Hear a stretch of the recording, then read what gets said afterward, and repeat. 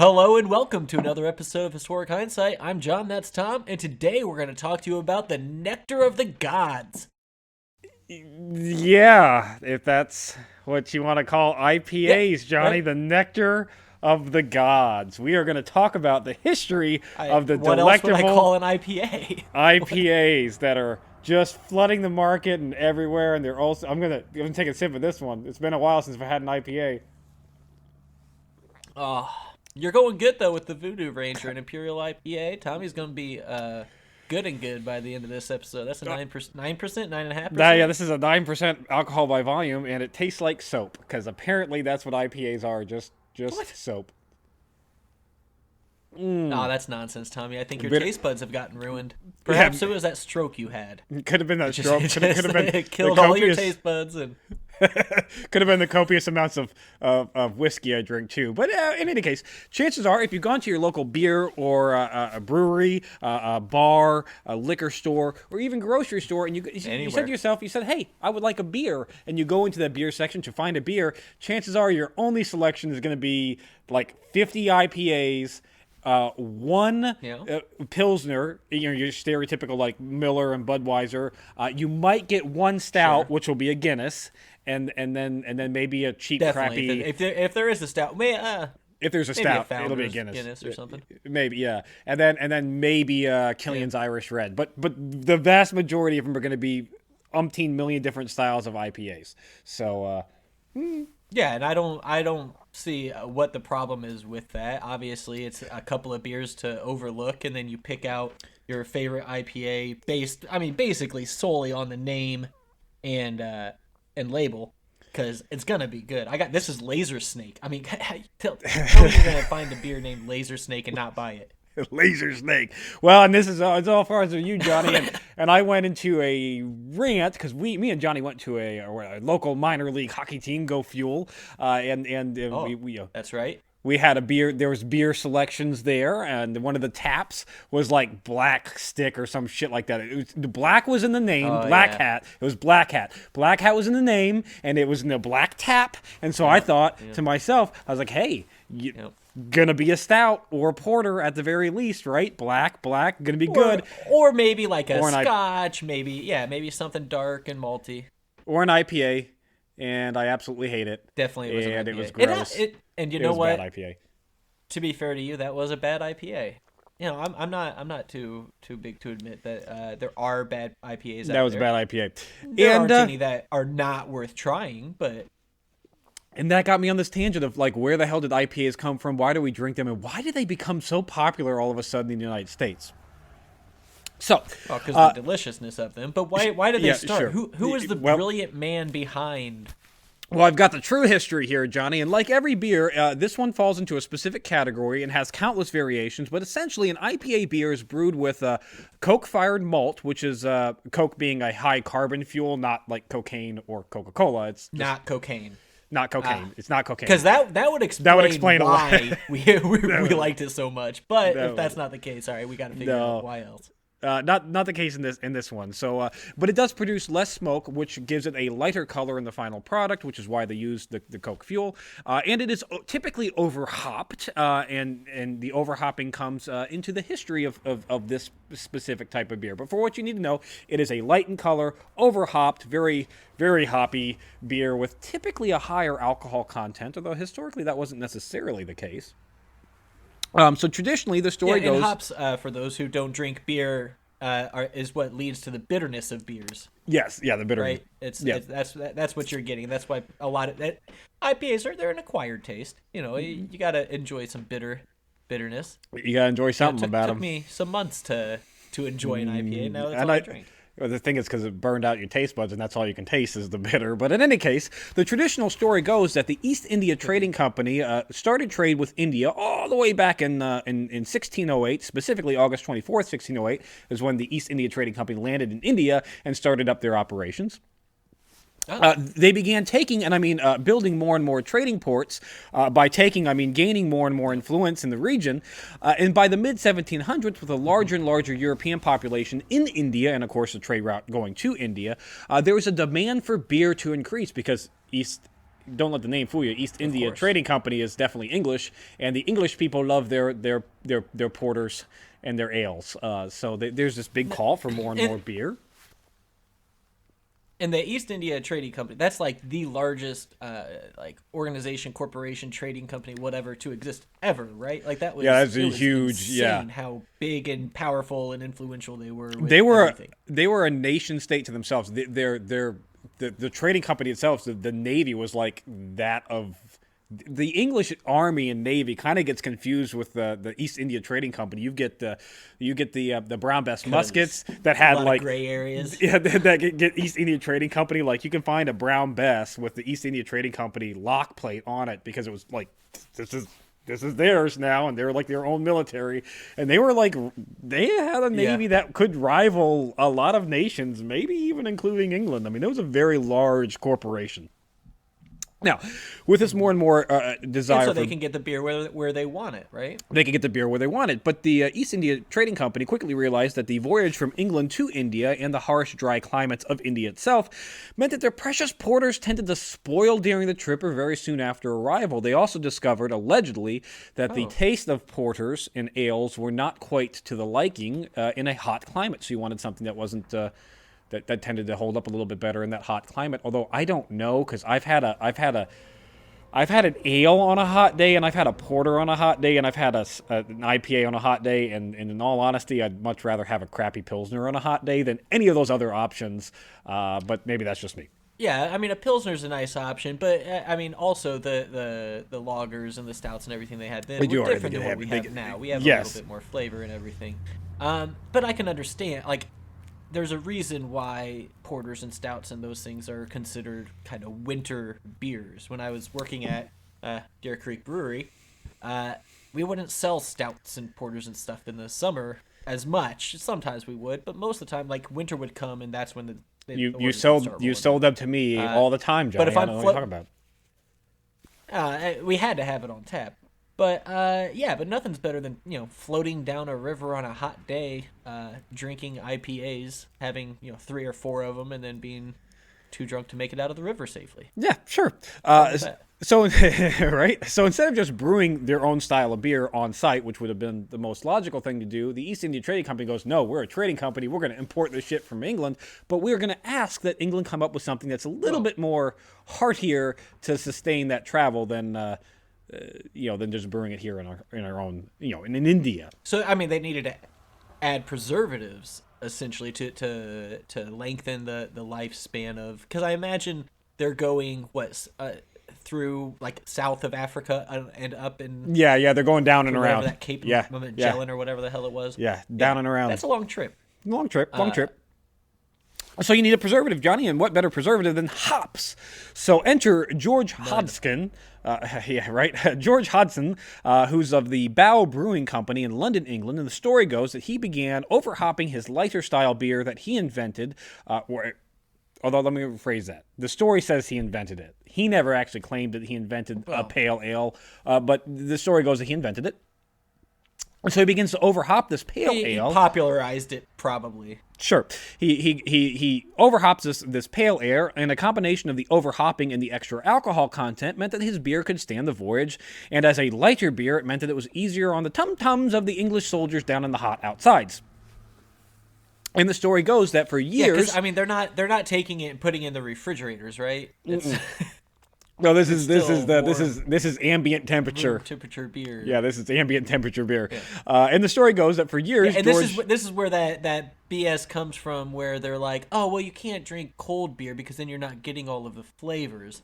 I'm sorry, give me a cold beer. I'll take whatever flavors are getting through the cold instead of tasting all of that crap. It's freezing outside, and this is ice cold right now, and it's freezing outside. So the story goes that he had if you don't like the hops, that's a good way to drink it. That is a good way to drink it. He had a monopoly on the beer sales in India, and that the other popular IPA variation of the hoppy beer stood up better on the Silk Road between India and China. So basically, there's two folds here, that we wanted the beer to stand up the trip to India, and then we wanted that beer to be able to stand up the trip from India to China on the Silk Road.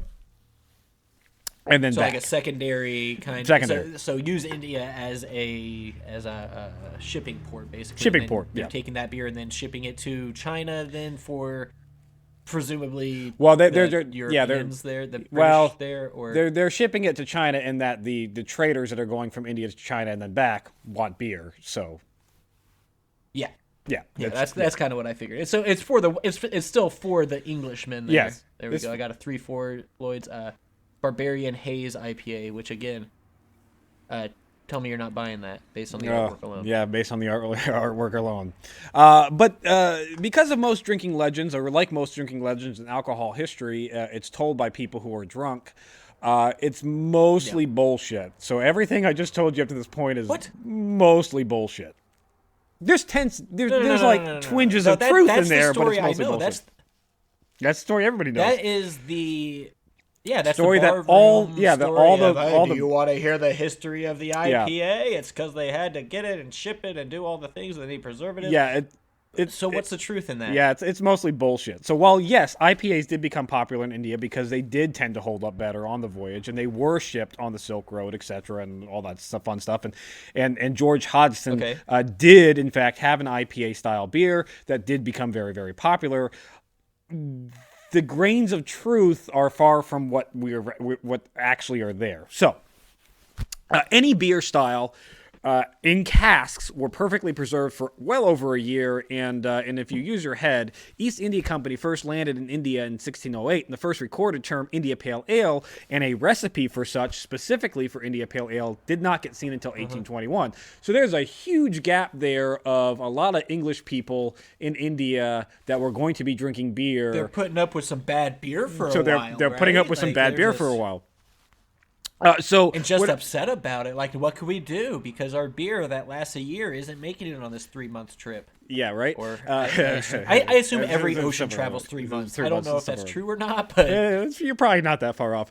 Moreover, porters remained popular in India through the 19th century and are still readily available. You go to India today, you can still get a porter and an ale pretty much anywhere you go. At least as easily as you can get porters and ales in the United States. So... Right, and that's not just because refrigeration has come around, apparently. That has just been, they've had porters and ales throughout their history. And so the IPA was just, a new beverage that was nicer to drink in India? Or that was lighter, maybe taste better in the heat? So let's it was just delicious, and the gods told them to make it and gave them the recipe and said, add these hops to this beer and it's going to be fantastic. And you get people looking like me. Ordering them in every bar across the United States. Yeah, you're not entirely wrong. So we'll fan out the grains of truth here. So starting in the 1760s, it was actually advised. This is where the whole rumor comes from. It was advised that brewers would start putting in extra hops to their standard beers if they were going to be shipped to warmer climates. Mm-hmm. And out of this advice, the rumor of the IPA gets born. So there was truly, like in England, there was the advice that said, hey, if you're going to ship your beer to India, it would be advised to put a little bit of extra hops in it. And that was any beer. That was your porters. That was your ales. Any of them, yeah. So even if you're brewing a stout, whatever the case. Not your pilsners. You're getting it up to 20 IBUs instead of 10 IBUs or whatever. Not your pilsners, those, because the English didn't drink those. That's for the dirty Germans. Oh, that was water. I mean, it's still, to this day, it's water. And delicious. You get out of here with your German purity laws. It doesn't make your beer better. It makes it old and bad. But in any case, well, there'll be another episode in the future about why the purity laws are a thing. But in any case, it is also true that George Hodgson's Pale Ale was really popular in India at this time. But it's not because he had a monopoly, or it wasn't because he invented India Pale Ale, or wasn't he came up with this idea. It's literally because his brewery was like right down the street from the India men who controlled the India trading company. So he just happened to have to have the brewery right next door to the shipping port. Like, that's all it was. His beer was closer to the port. The number one rule of real estate: location, location, location. Right? Our top 3 rules. That's 3 things. The location. So, yeah. he killed it there. That's well done on him. Yeah, he killed it. And also, kind of to dispel the myth, the original IPAs weren't all that high in alcohol content, and they also weren't all that high in hops content either, in comparison to modern IPAs that went To what we got going stupid. today. Yeah. Stupid. At the time, the I mean, average. that's kind of like everything, though. The weed in the 70s isn't what we have Yeah, today. that's true. That's true. As people start consuming, they're going to make it stronger and stronger and stronger and stronger. I mean, you have like 15, 17% IPAs now. It's insane. Which just tastes like liquor. They're terrible. Don't try one.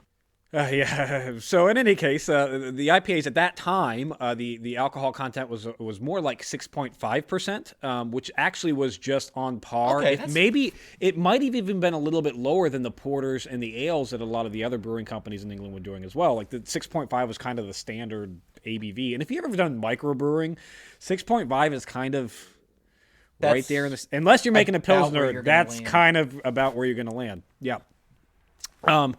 Yeah, and still today, there are the stronger IPAs, but most of them are in that 6 to 7% range. It's the other beers, the pilsners, the lagers, and everything else that have kind of trickled down into that 5%, that 4 to 5, 6%, whatever. So my Voodoo Ranger is 9%. My Centennial is 7.2.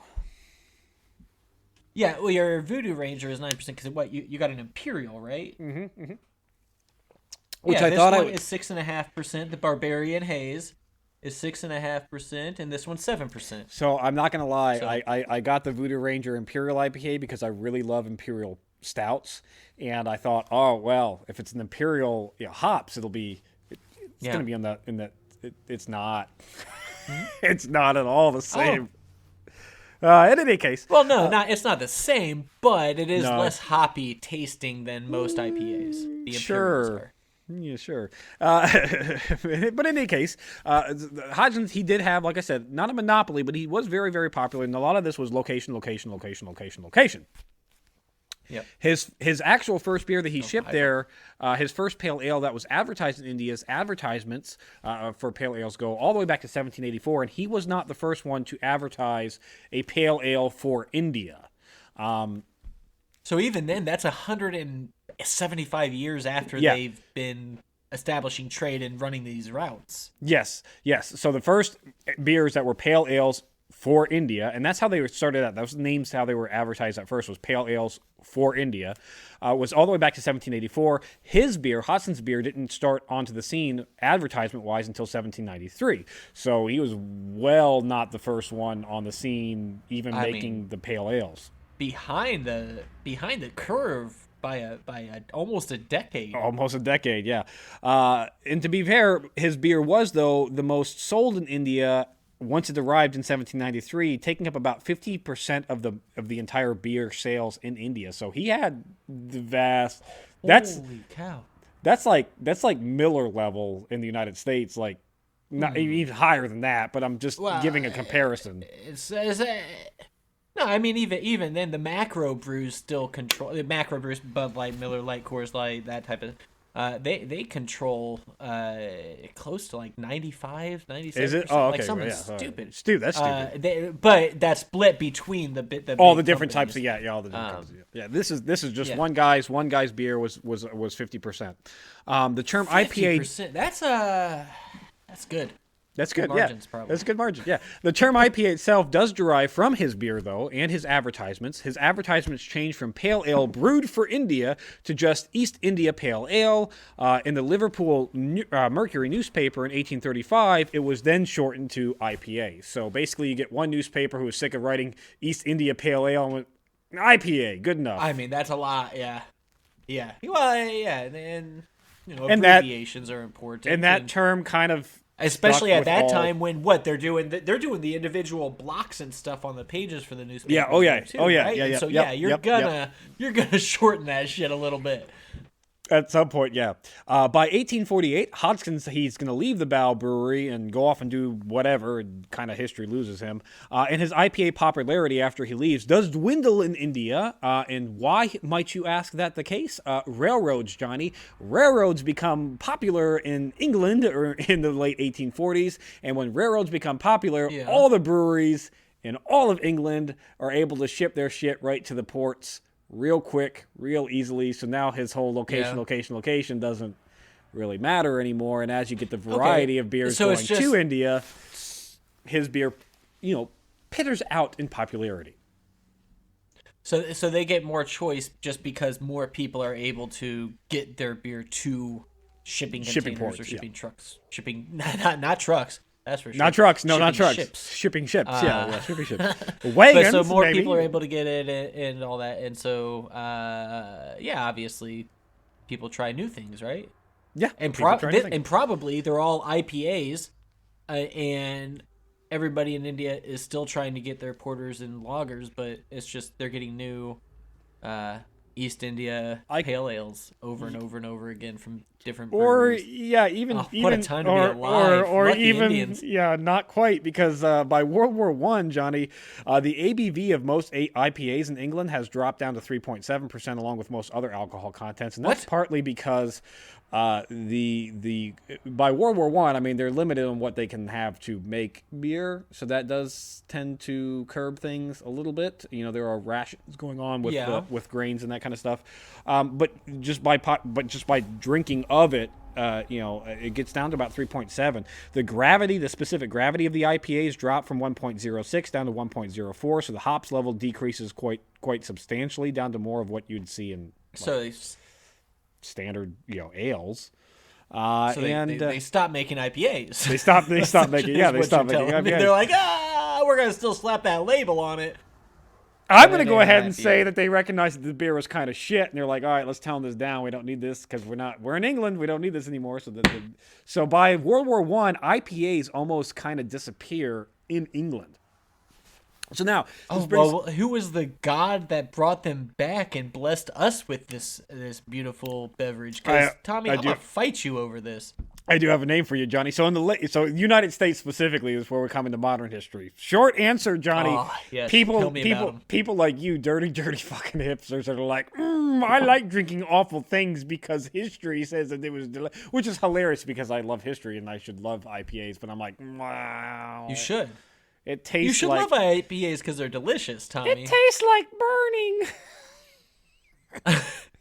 See, I think you just have that weird, like some people taste cilantro or whatever as soap. I think you have some genetic disposition that is messing with your taste buds. It just tastes like soap. Why you can't appreciate this. In any case, in the late 20th century, i.e. the 1990s, microbrews became a surge on the scene and the popularity in the United States. Anywhere you went in the 90s and the early 2000s, microbrewery. That was it? The 90s is what started it? Yeah, 90s is where it starts popping up. Now, by the 2000s, it becomes like microbrewery. When we were in college, every place had microbreweries. Microbrew craze, for sure. Yep. And I guess that did kind of start in the late 90s or early 2000s with the explosion. And probably, the microbrewers were doing it because it was something different than what you could get ding, nail on the head. So, advertise, okay. So what happens is the IP inspiration comes directly from the Balantine IPA, which was made in the U.S. from 1890 until the early 1990s. And I tell you that the Balantine IPA was garbage because it was garbage. Even the police agree with me. It was garbage. Yeah. That dude that made that up is getting arrested right now because of how bad it was. So, Balantine IPA, it was made, like I said, from 1890 to 1990s. And when it stopped being produced, dumb hipsters were like, man, do you remember Balantine Ale? That shit was so good. It wasn't. It's like if you grew up in Indiana. What? Prior to 5 years ago. If you grew up in Indiana, you always heard Yingling was the best beer ever. You're like, Yingling, it's the oldest brewery in the United States. It's the best beer ever. And everybody's like, Yingling. And then when it finally came to Indiana... People would travel across states. Anybody that had family in Pennsylvania or whatever would go. They'd come back, like, I got a case of Yingling. Yingling is so good. It's so good. And then when Yingling finally... It turns out it's a shitty lager. It's a shitty lager. When it finally got shipped to Indiana and actually distributed widely in Indiana, people were like, oh yeah, it's kind of shit, and they forgot about it, and you never hear about Yingling ever again. It's Sam Adams with a different name. Oh, yeah. Okay, I get it. Yeah, that was Balantine Ale. But in any case, exactly what you said, Johnny, happened is what happens. You get these jackass hipsters that are like, yes, Balantine was good. That's a different beer. Hey, Tommy, this is a history channel. How about we cool down on the editorializing that we're doing here? All right. Maybe they're just regular nice hipsters. Regular Right, nice you don't hipsters that were like, Balantine IPA was good. We need something for our microbrewery that sets us apart from all the other microbreweries because there's a ton of them and they're all making porters and stouts. Wish Yep. we would go back to that day. Yep. And we want something that's different that will bring people in. So they start recreating the IPA formula. Specifically, a man by the they hop it. A man by the name of Bert Grant of Yakima Brewing and Malt Company realized that the Cascade hops made a good IPA. He's right though. The Cascade's legit. Cascade fine. and Citra, they're up there. Well, top anyways, two. he just so happens that the Cascade hops grows exclusively like in the Washington region, right outside of where his frickin' malt factory was. Convenient. That the Cascade hops, it makes a good IPA in Yakima, Washington, and this garbage slowly spread through the early 2000s and 20-teens, and now every time I go into a liquor store, Johnny, I have no option at all but IPAs because some dude in Washington wanted to sell his stupid Cascade hops to everybody in the United States and got on this bandwagon, and all these hipsters were like, "You're not a real man unless you can drink soap water," and then everybody's like, "Yeah, soap water. It's high alcohol, so I don't care that it tastes like garbage after two of them." I'm pretty sure that most hipsters don't worry about being considered a real man, Tommy. I'm just gonna throw that out there real quick.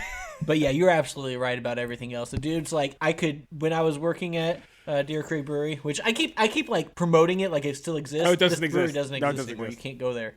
But yeah, when I was working there, people would walk in the door. I'd be like, IPA, IPA, IPA. I know who you are. Like, I get it. Now, the question was, did they want a white IPA, a black IPA, or the rye IPA, maybe an imperial IPA, a West Coast, a session, a hazy, a New England, a double, and who knows? What are we going to do? So that's when, we have to talk to them about the differences between all of those and why they're all uniquely fantastic and taste pretty much the same. Yeah, they all kind of taste like soap. That's it for this week in Historic Hindsight. Thanks for listening. Be sure to subscribe, rate, and review, and join us next week when we talk about the Pacific Egg Company Egg War.